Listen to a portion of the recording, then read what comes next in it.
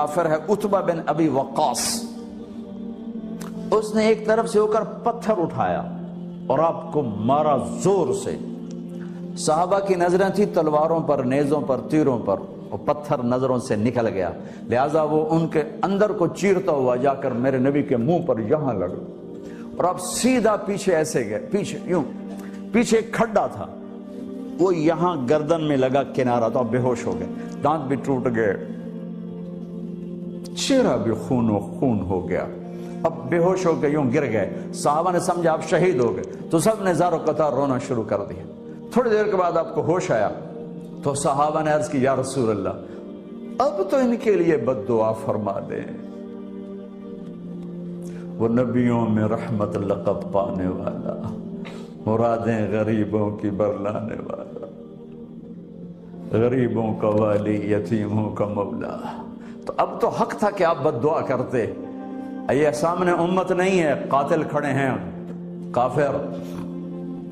آپ نے ہاتھ اٹھایا، صحابہ سمجھے کہ ہوں انہاں دے بیڑے بڑھ گئے۔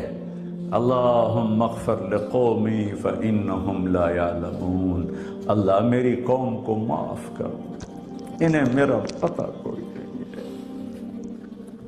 دیکھو میرے بھائیو، جس نے کافروں کے ساتھ یہ ہمدردی کے قتل کرنے والوں کے لیے دعا مانگی ہے، تو مسلمان ہو کر ایک دوسرے کو سلام کرنا چھوڑ چکے، ایک دوسرے کے پیچھے نمازیں پڑھنا چھوڑ چکے، ایک دوسرے پر کفر کے فتوے لگا کے بیٹھے ہوئے۔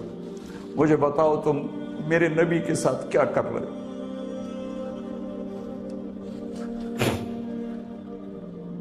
وہ تمہیں فرقوں میں بانٹ کر گئے تھے یا امت بنا کر گئے تھے؟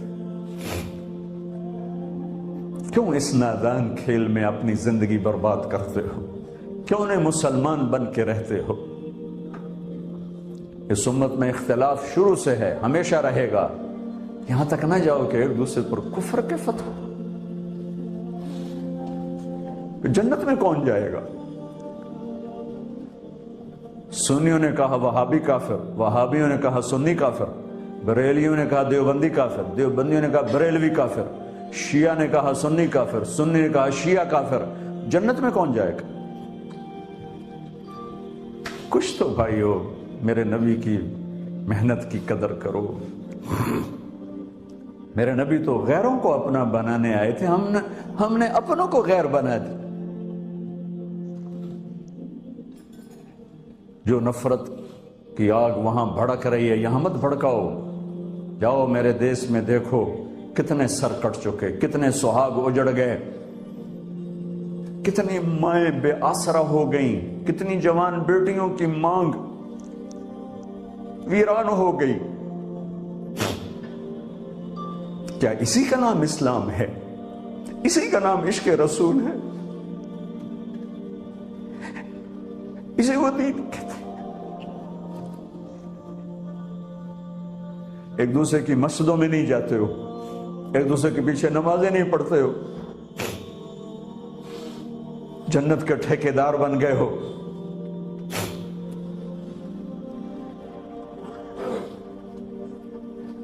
میرے نبی تو عبداللہ بن ابی کا جنازہ پڑھانے کھڑے ہو گئے تھے، جس کا کفر ابو جہل سے بھی بڑا ہے۔ ابو جہل اوپر کی دوزخ میں ہے، عبداللہ بن ابی سب سے نیچے کی دوزخ میں ہے۔ ان کے بیٹے آئے، یا رسول اللہ میرا باپ مر گیا ہے، اپنا کرتا دے دیں گے، میں اس کو کفن دے دوں؟ آپ نے کہا لے لو۔ کرتا اتار کے دے دیا۔ آپ کہتے ہیں بدبخت منافق، دفع ہو جا۔ دے دی کہ یا رسول اللہ آپ جنازہ پڑھائیں گے؟ کہاں پڑھاؤں گا؟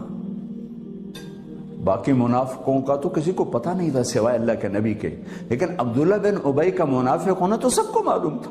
آپ جنازے کے لیے عمر سامنے آ گئے، یا رسول اللہ یہ کون ہے؟ تو مجھے پتا ہے کون ہے، تو آپ اس کا جنازہ کیوں پڑھا رہے؟ کہ شاید اللہ معاف کر دے۔ کہ عمر پیچھے ہٹ جا، مجھے پتا ہے یہ کون، میرے اللہ نے کہا ہے تو ان کے لیے دعا کر یا نہ کر، میں معاف نہیں کروں گا، میں کرتا ہوں شاید اللہ معاف کر دے۔ پھر فرمایا کہ میرے اللہ نے کہا اگر تو 70 دفعہ بھی ان کے لیے دعا کر تو میں معاف نہیں کروں گا۔ اگر میرا اللہ کہتا اے میرے محبوب اگر آپ 70 دفعہ اس کے لیے دعا کریں گے تو میں معاف کر دوں گا. تو میں اس کم بخت کا 70 دفعہ جنازہ پڑھا دیتا. مجھے بتاؤ تم کہاں سے یہ دین لے کر آئے ہو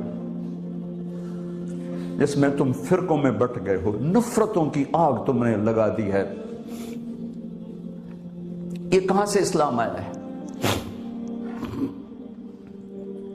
میں تمہیں اللہ اس کے رسول کا واسطہ دیتا.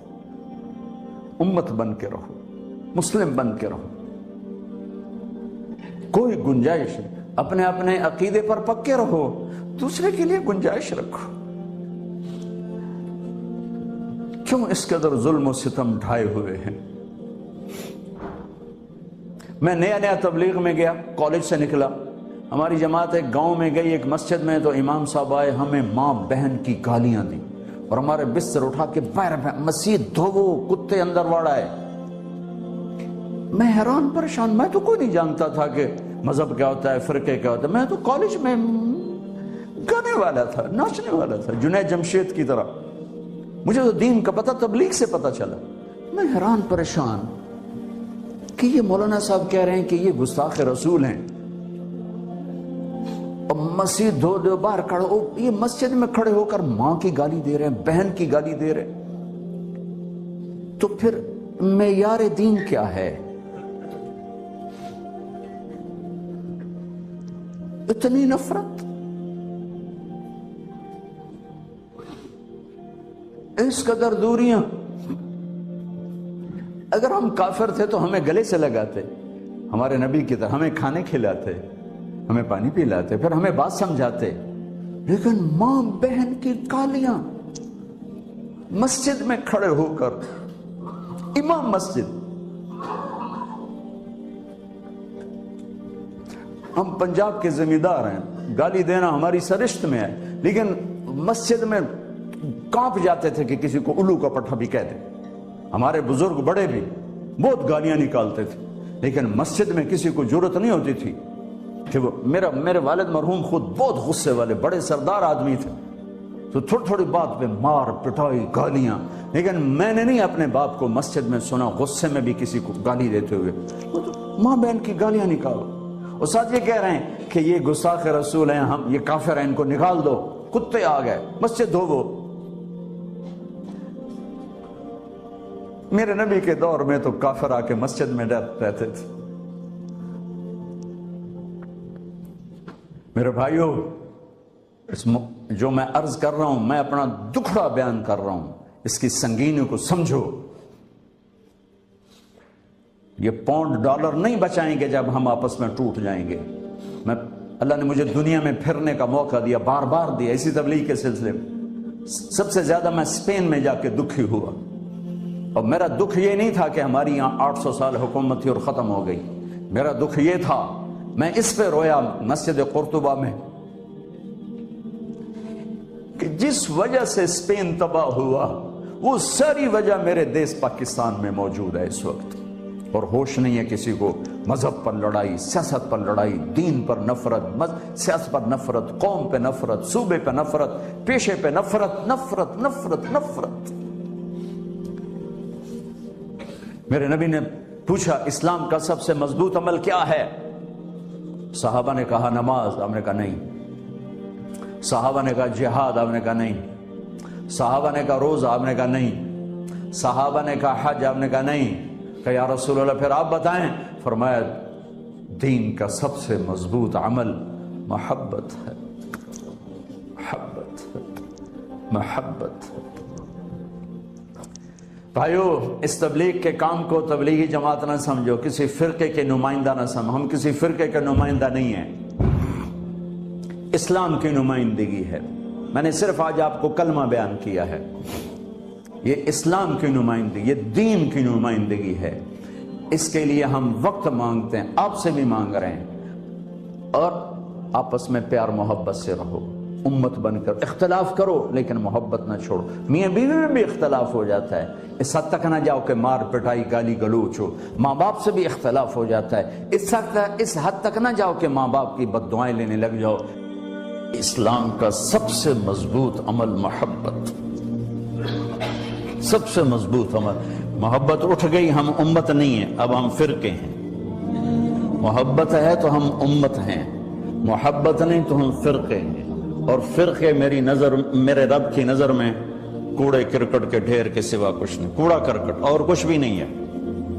اگر میرا تعارف کسی فرقے سے، ہاں میرا ایک مسلک ہے، میرا ایک عقیدہ ہے، میں اس پر پابند ہوں، لیکن میں اوروں کو اس کی دعوت نہیں دیتا، میں اسلام کی دعوت دوں گا آپ کو انشاءاللہ۔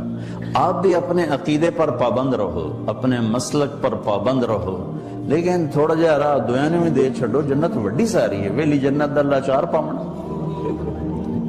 اب بریلوی کہتے ہیں دیوبندی کافر ہیں، دیوبندی کہتے ہیں بریلوی کافر ہیں، شیعہ کہتے ہیں سنی کافر ہیں، سنی کہتے ہیں شیعہ کافر ہیں، غیر مقلد کہتے ہیں مقلد کافر ہے، مقلد کہتے ہیں غیر مقلد کافر ہے۔ ہن دسو جنت جاونا کہیں ویلی جنت چلا کی کرنا میں، چلو اچار پاؤ۔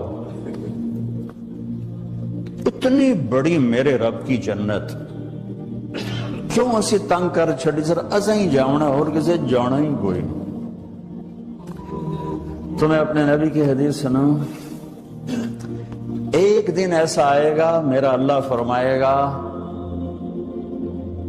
مالک دوزخ کا، جہنم کا جی ایم، جنرل مینیجر، مالک جس نے زندگی میں کبھی ایک دفعہ بھی میرا نام لیا تھا اس کو بھی جہنم سے نکال کے جنت میں ڈال دوں۔ تو ہم مسلمان ہو کے ایک دوسرے کو کافر کافر کافر کافر کافر، گستاخ، کسی کو گستاخ کہنا اتنا آسان؟ اور پھر یہ نفرت یہاں تک پہنچی ہے کہ حرم شریف میں نماز نہیں پڑھتے امام کے پیچھے، کہ جنہاں دے پیچھے نماز ہوندی نہیں، یہ وابی ہیں۔ یہ دین مدینے سے آیا تھا یا ملتان سے آیا تھا؟ مکے سے آیا تھا یا لاہور سے آیا تھا؟ کیا ظلم و ستم ہے، وہ کس قدر جاہل۔ میں نے خود اپنے کانوں سے ایک کلپ سنا کہ مسجد نبوی کے امام کے پیچھے نماز نہیں ہوتی، یہ گستاخ رسول ہے۔ میں نے اپنے کانوں سے سنا ہے، مفتی کا ٹائٹل لگا ہوا ہے۔ کیا میرا رب اتنا کمزور ہو گیا ہے؟ میں تو اپنی مسجد میں اپنے کسی مخالف کو کھڑا نہیں ہونے دیتا ہوں، تسی تے کھلو مڑ دو گے کسی؟